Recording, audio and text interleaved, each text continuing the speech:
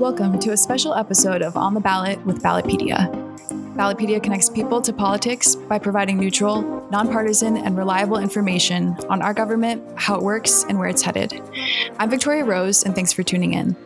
On today's special episode, I'm joined by frequent guest and marquee staff writer Doug Kreneisel to interview Chaz Nuttycombe, founder and director of C-Analysis. C-Analysis provides analytics and insights on federal, state, legislative, and local elections throughout the country. It was founded in 2020, but Chaz has been forecasting elections much longer. We cover his background and the founding of C-Analysis, insight on election forecasting, and state legislative elections to watch this midterm. And here's my conversation with Chaz Nuttycombe. Joining me now is marquee staff writer Doug Kreneisel. Hello, Victoria. And the founder and director of C-Analysis, Chaz Nuttycombe. Hey, thank you for having me on. Yeah, thanks for coming on. So Doug actually had the opportunity to hear you speak at a recent conference, but for myself and our listeners who might not have heard of C-Analysis, could you tell us a little bit more about what you guys do? Yeah, so C-Analysis started back in March 2020, which, as I'm sure everyone knows, is a great time to start a small business. But we predict state legislative elections. We also look at the federal elections and gubernatorial elections. And we looked at state row officer elections in 2020, and we'll probably circle back on that in 2024. But we're not looking at that this year. But yeah, in 2020, we got around 95% of our predictions correct. Most of our misses were districts we had going to the Democrats. Obviously, as a psephologist, looking at the polls, it definitely influences our ratings. So this year we're factoring polls a little bit less, but I will say I think the polls will be a little more accurate. But yeah, for me personally, I've been predicting state legislative elections since 2017 with the Virginia House of Delegates. Got 96 out of 100 districts right that year, 99 in 2019, and then went back down to 96 for 2021. So yeah, we look at, not just the years, that are even that have, 5,000 something districts, right? We, of course, also look at the off-year elections. We are well known in Virginia. I very much have a knack for Virginia politics. But yeah, we have a pretty small staff. We're mostly all in our early 20s. We've got people who work in GIS for creating our maps. We have people calculating the odds for our modeling, which is a mixed method approach. And we've got an editor. So we put out pieces every now and then. Whether it be on individual state legislative districts or just summaries of the state legislative chambers. So, yeah. That's awesome. For as young as your company is, Doug and I were remarking how great your maps and your website is in general. Thank you. Yeah, I very much appreciate it. Yeah, we've got maps using something called Mapbox. Those are the ones where you can zoom in and out and you see a little street map in the background. And then we've also got for our forecast, we've got just pretty much the maps themselves for the districts. You can see, the rating. You can see the presidential margin in 2020. So we've got all sorts of maps. I'm a big map nerd. So you have the ability for people to come on and actually forecast their own maps, right? Yeah, we have the Make Your Own Forecast tool. Which uses what we have for our ratings. So each rating represents kind of a Vegas style level of odds. So toss up is 50-50, tilt is 60-40, lean is 70-30, likely 80-20, very likely 90-10. And then the solid rating represents 99.95. And that's just to be on the kind of the safe side, because nothing is certain in politics, especially nowadays. So yeah, people, if they disagree with our forecast, they're able to go and put in what they think is going to happen. The goal of C-Analysis and kind of my goal in life just generally is to try and shine a light on state legislatures. This is a level of government that is becoming increasingly important, especially under this Supreme Court. And not many Americans know who their state legislators are, unfortunately. So whatever we can do to try and get people more interested in state legislatures, get them to follow what's happening in their own states more closely, that's our goal.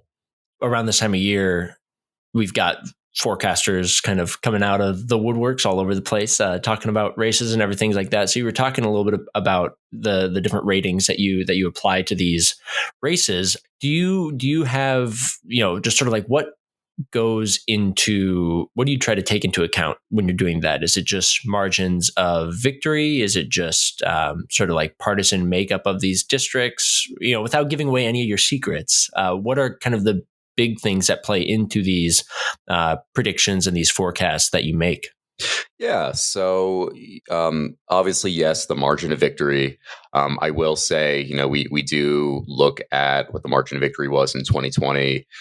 In some states, we've been working on some data projects for trying to figure out what the previous actual results were under the old for the 2020 elections under the new lines.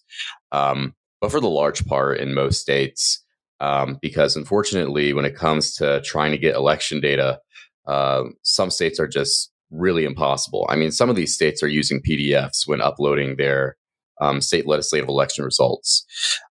So it's pretty primitive. But so we look at the margin of victory. We look at the presidential results and the difference between the margin of victory on the state legislative level and the presidential results.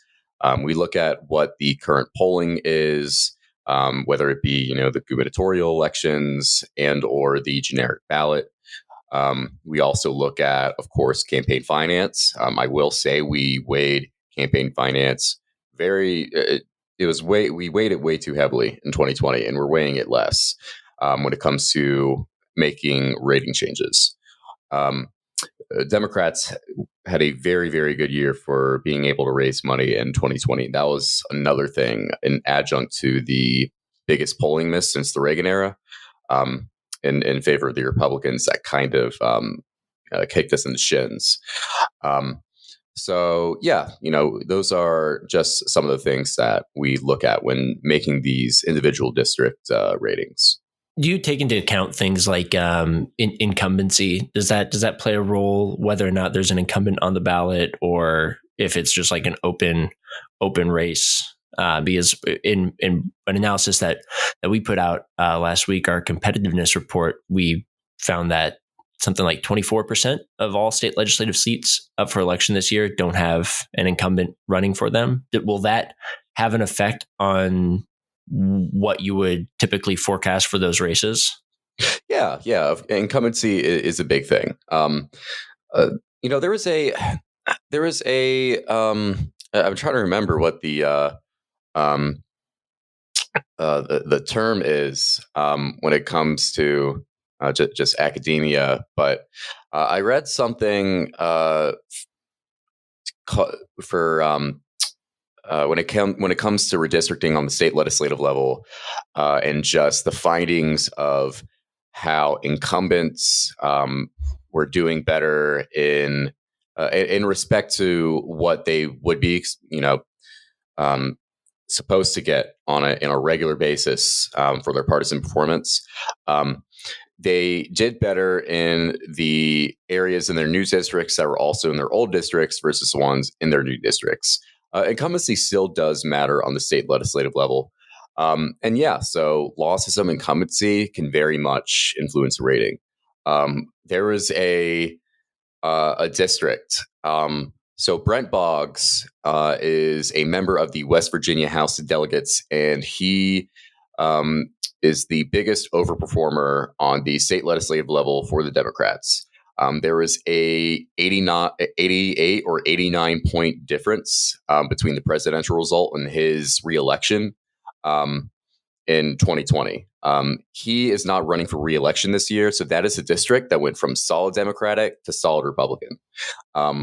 Now, of course, this is West Virginia, and Boggs has been in there since, I want to say, the 90s. So it's a little bit of a, special case. But, I think the Boggs kind of story is something that we do see playing out for the Democrats in 2022. Pretty much, when some of these incumbents retire, these incumbents who are getting a lot of what are called earned votes, as opposed to regular votes, which are just the regular votes they would get, just like partisan baseline. The earned votes are what they're getting from incumbency. Mm-hmm. Once these people retire, and this goes in the same story for the Republicans as well. Once these people retire, it's pretty much a near guaranteed pickup for the opposite party.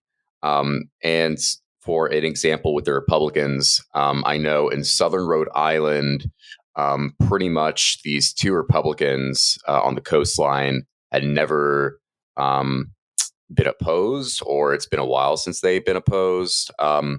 And they would have had probably they would have been favored for re-election, but they're not seeking re-election this year. But yeah, incumbency, that's the interesting thing about state legislatures, because, there are still Colin Petersons in state legislatures, but, they are vanishing. And, they're just the fact that, like Boggs, right, where you have like pretty much the opposite result between the presidential result and the state legislative result. That's what makes state legislative elections so much more interesting than congressional elections, where you have barely any ticket splitting. It's a rarity where you have a 10-point difference, right, between the presidential result and a result for the U.S. House. So that's what I think is so interesting about state legislatures, is just how much incumbency can play in. Yeah, like the things that you don't really tend to see at different levels of government. I've always felt that, like, if you're watching like a U.S. Senate race or a U.S. House race, that everything is very choreographed into a T. And then the farther and farther you get down the ballot, the more kind of the rules go out the window, it feels like, a little bit. But one thing, that kind of extending from that is that, with people not paying a lot of attention to state legislatures, what you were saying about the importance that they have now under this kind of new setup with how many responsibilities are falling to state legislatures that used to be handled at the federal level. We just wanted to pick your brain a little bit about some of the biggest storylines that you've got your eyes on leading up to the midterms. What sort of stands out to you? Anything off the top of your head that you find particularly interesting that you're watching this year? Yeah, the Midwest is of course a very competitive region, and that also goes down to their state legislatures. Besides Wisconsin, of course, which is in my opinion, the most extreme partisan gerrymander in the country. I think Texas can also be up there. But I think Wisconsin takes the cake because the Republicans may be able to get supermajorities in both chambers this year. But Minnesota and Michigan both have very, very competitive state legislative chambers for both the state House and state Senate. The Pennsylvania House is also going to be pretty competitive. And then Maine also has pretty competitive state legislative chambers. And then I think something that's also going to be interesting is Oregon. The state Senate is pretty competitive because of the seats that are up this year and the seats that aren't up this year.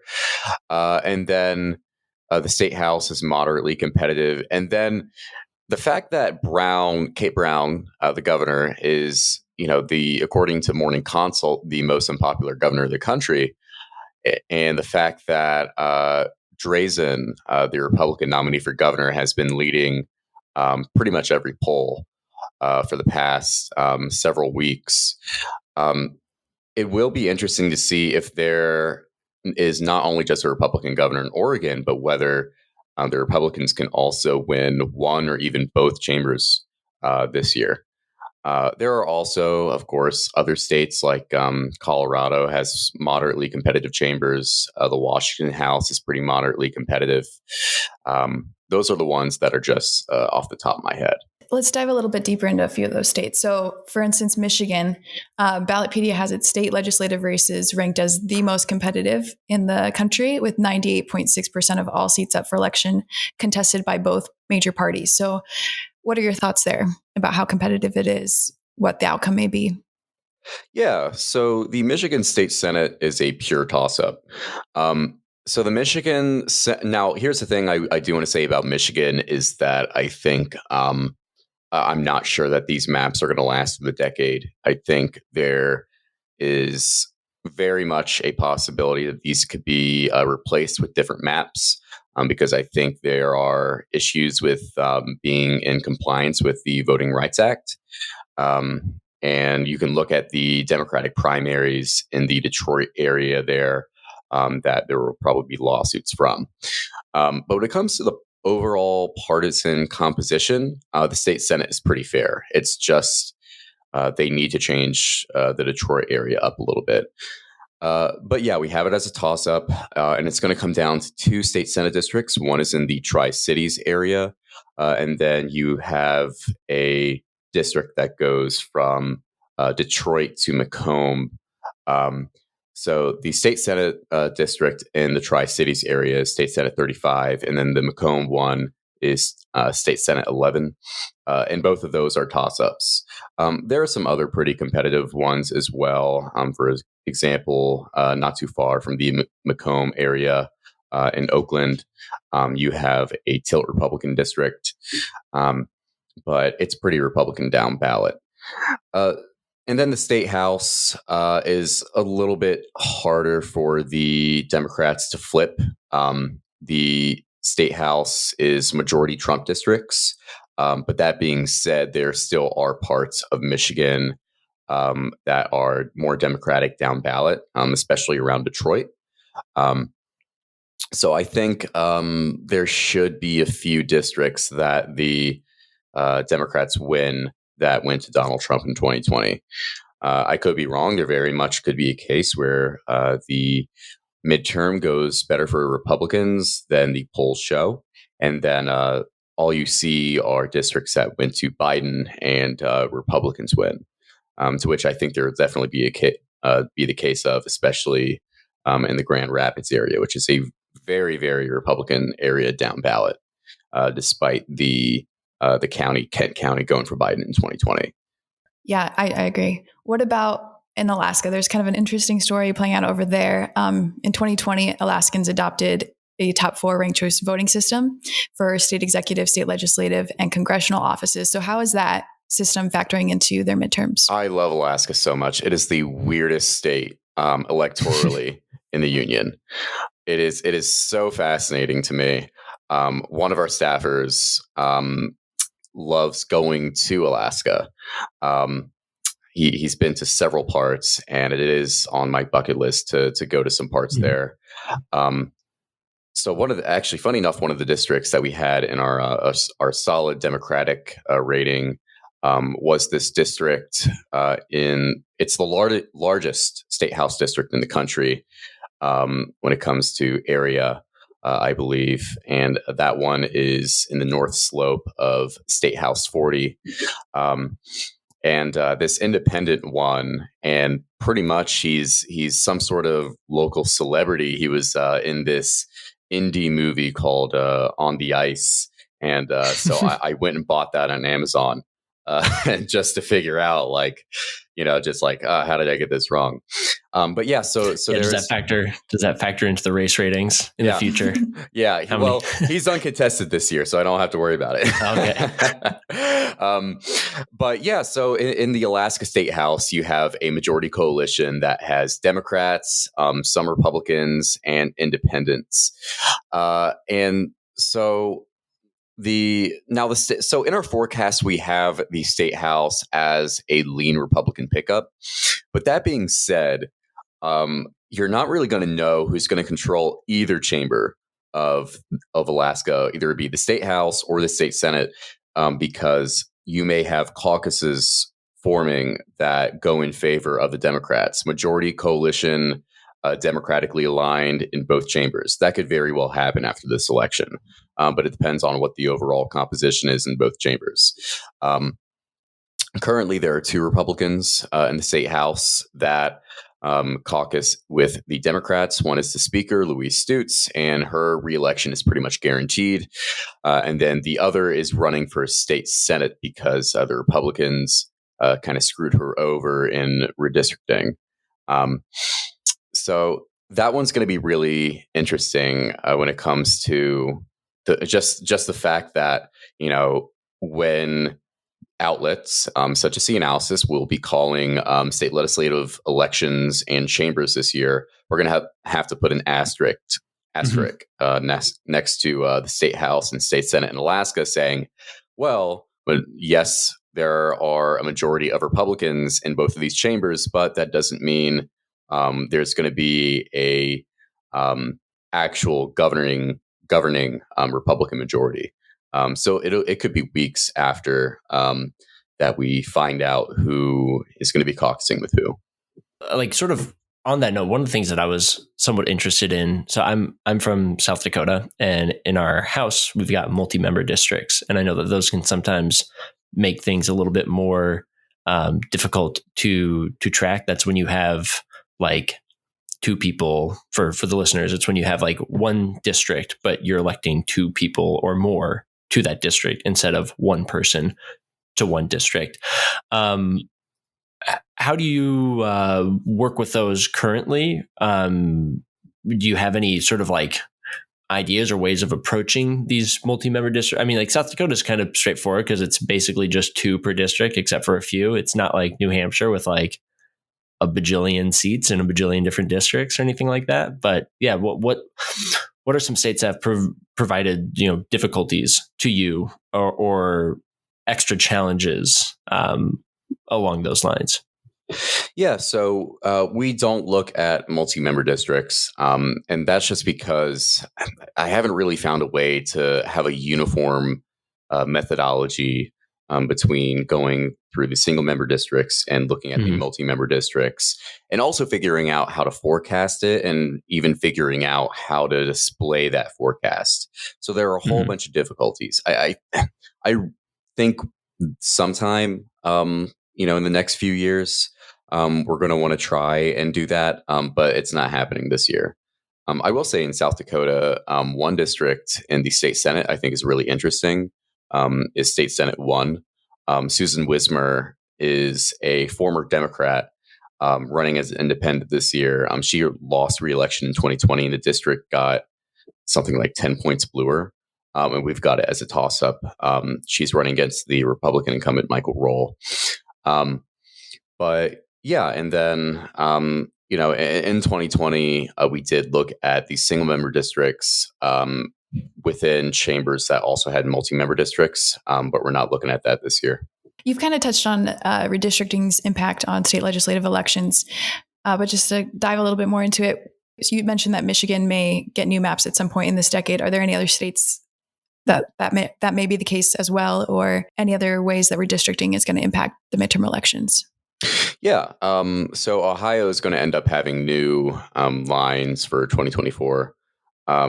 The head of the state Supreme Court really fought against the legislature as much as she could to try and get the fairest maps possible. And the maps still favor the Republicans. You're still going to have a lopsided result for the Republicans compared to what their vote share is most likely. And that's the only other state that I think is going to end up having new maps this decade.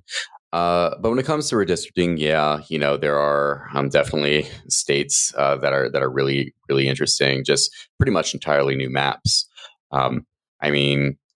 Texas went from a lower chamber that was pretty competitive back in 2020. The overall result didn't change, but still, you had a lot of districts that were on the state house result level within 10 points, and the Republicans really redistricted the hell out of that state. to make sure that there was no chance that the Democrats could win a state house majority this year. I think they could end up doing that later in the decade, but that's just because of the trends in Texas. And then, places like Florida, I mean, they have really changed up the Orlando area. They changed that area up well for the Democrats. And I think when it comes to a year that's not going to be a Republican favoring, I think Democrats will have a very just blue swath in Orlando in the state house. So I think those are the areas for redistricting off the top of my head that I found the most interesting.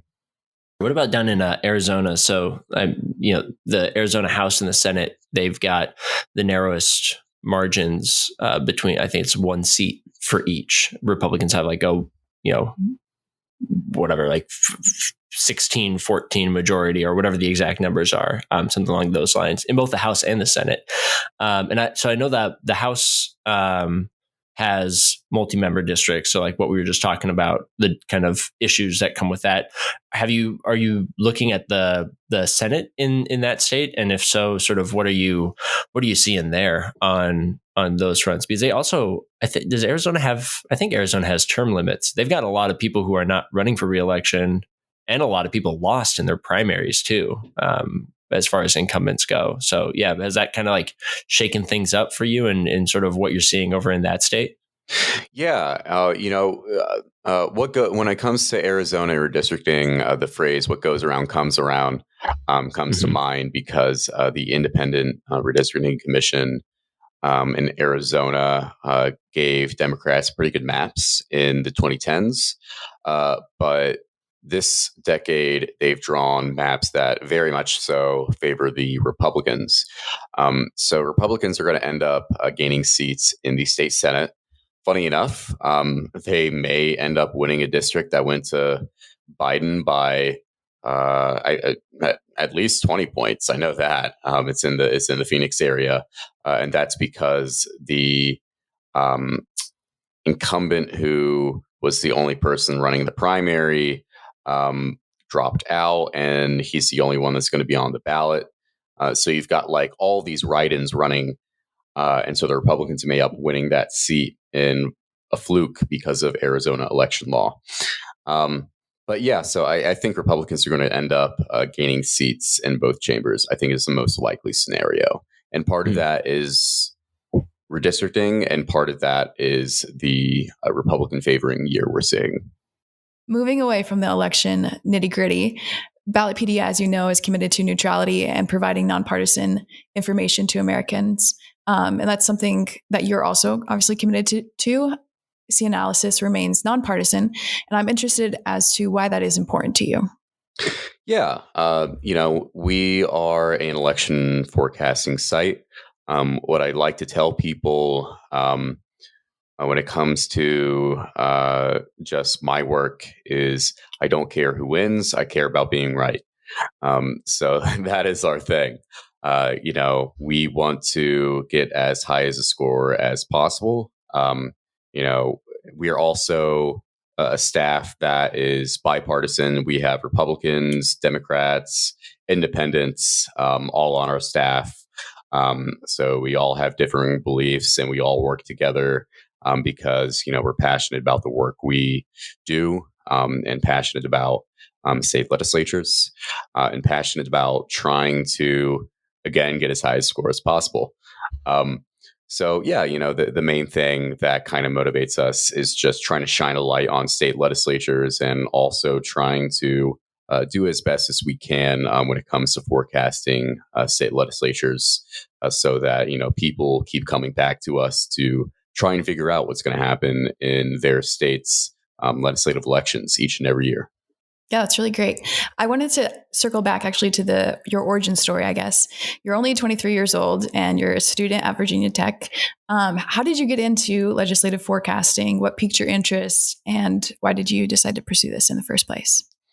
Yeah, so this started out as a hobby back in 2017 when I was a senior in high school. or just about to start my senior year in high school, because it was August 2017 when I put out my first predictions for the Virginia House of Delegates.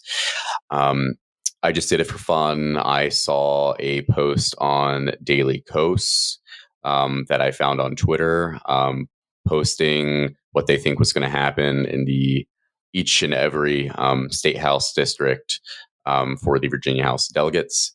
And then I saw Dave Wasserman of the Cook Political Report. He didn't put out official ratings, in the standard toss-up, lean, likely, solid rating category, but he had an interactive map for the Virginia House of Delegates on something like Republican reach and whatnot. And so I thought that was really interesting. And a lot of people kind of underestimated the Democrats back in 2017. I think the fact that a lot of people thought that Hillary Clinton was going to win kind of factored into that when it came to people underestimating Northam. I think the big thing is just thinking of MSNBC panel on Morning Joe. Everyone thought Gillespie was going to win, which is laughable.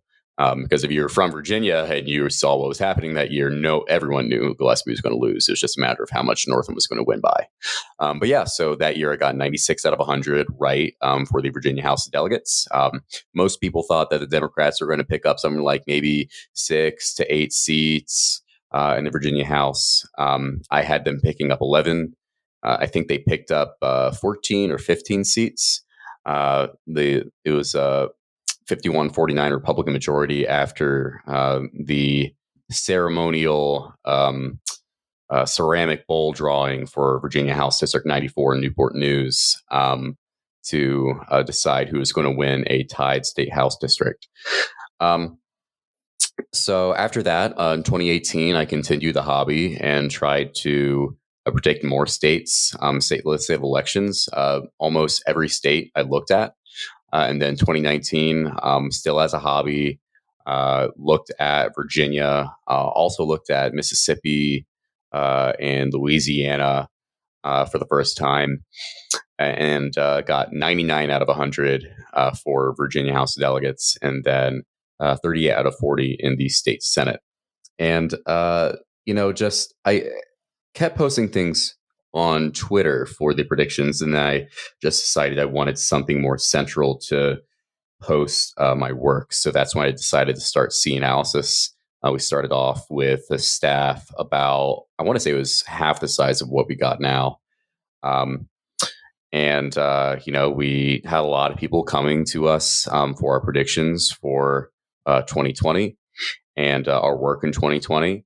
And, we had a good year in 2021, predicted Youngkin was going to win, got 96 out of 100 again in the state house.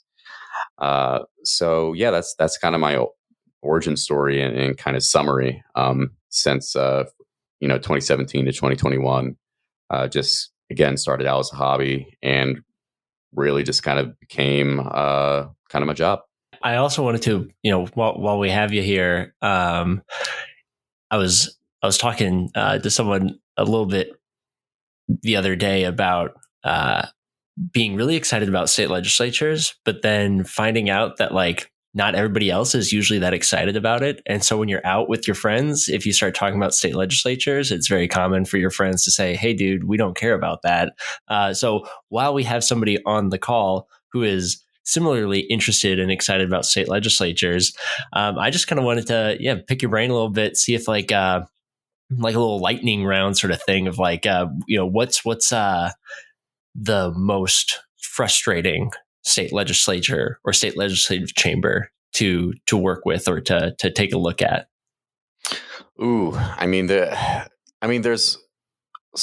there are different reasons why some legislatures may be difficult to look at and try and forecast. A lack of availability of data is one thing, and that is just the fact that some Secretary of State sites or Department of Election sites are just really slow or primitive, and their formatting is really bad. It's honestly embarrassing. Just now, not in Virginia. Virginia's great. We do it right here. So there's at least that. The only thing is we had the whole like central absentee thing, but that's not going to be happening this year. So we are golden nowadays. So that's one thing. Some states are more difficult to look at and predict than the rest. The Maine House has been pretty notorious, but polarization is kind of eating that up. It's getting easier to predict, I'm noticing. And just Maine in general. I mean, I got every state Senate district right in Maine in 2020. So I'm happy with that. And Connecticut. And I was surprised with Connecticut because you have a lot of competitive seats in the Connecticut Senate. And I think, if you're a Democrat, you have to be frustrated with the ticket splitting for that. When it comes to ticket splitting on the state legislative level, it very much favors the Republicans in most states. Now, if meaning like people are, it's common for people to vote for a Democrat for statewide office, but then vote for a Republican for a state legislative race. Yes, especially New England. New England loves their down ballot Republicans, but they'll vote for Democrats for statewide office. That's what they do. And then Republicans would probably be frustrated with some states where, I mean, I don't think they really have to be frustrated with West Virginia and Kentucky, since they are going to control those chambers, probably until we're all in the grave. But still, interestingly enough, those states are pretty Democratic down ballot. They're probably also not really happy with California right now because they got locked out of a state Senate district that went to Trump by 5 points. So there's going to be a Democrat in California representing a state Senate district, which has a larger population than the congressional districts in California, because it's just pretty much impossible. How did they get locked out in that setting? Was it like top two and then too many Republicans? Two Democrats won. Oh, yeah. Split the ticket. Interesting. Yeah. What about like any individual races that are like super, super fascinating? The one that I was most excited about this year ended in the primary. It was in North Dakota with the House Appropriations Chairman, who lost in his primary last year, but then was appointed back to his seat after the general election. And then he lost in his primary this year. But I was excited to see how that one turned out. So are there any that you have been following or have been tracking this year that really stand out to you? I think the Pennsylvania House, we have it as a likely Republican right now, but I'm pretty sure once we update our forecast, it's going to go leftward. We're still working on,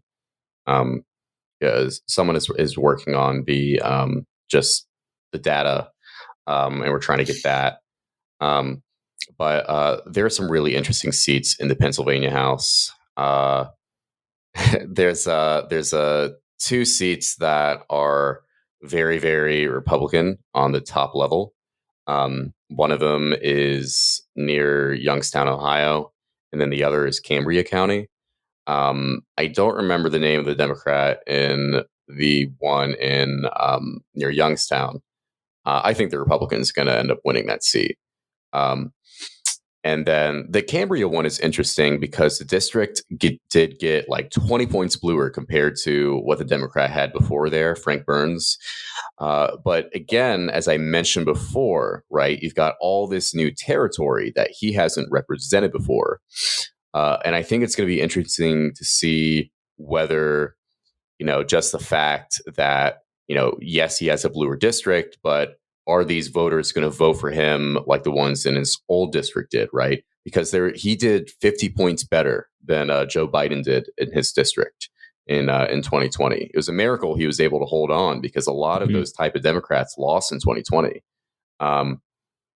So I think the Frank Burns seat in Cambria County, Pennsylvania, is my top district I'm watching for 2020. The one you're going to have over on a separate tab, just refreshing all night long, in addition to everything else you're doing on election night.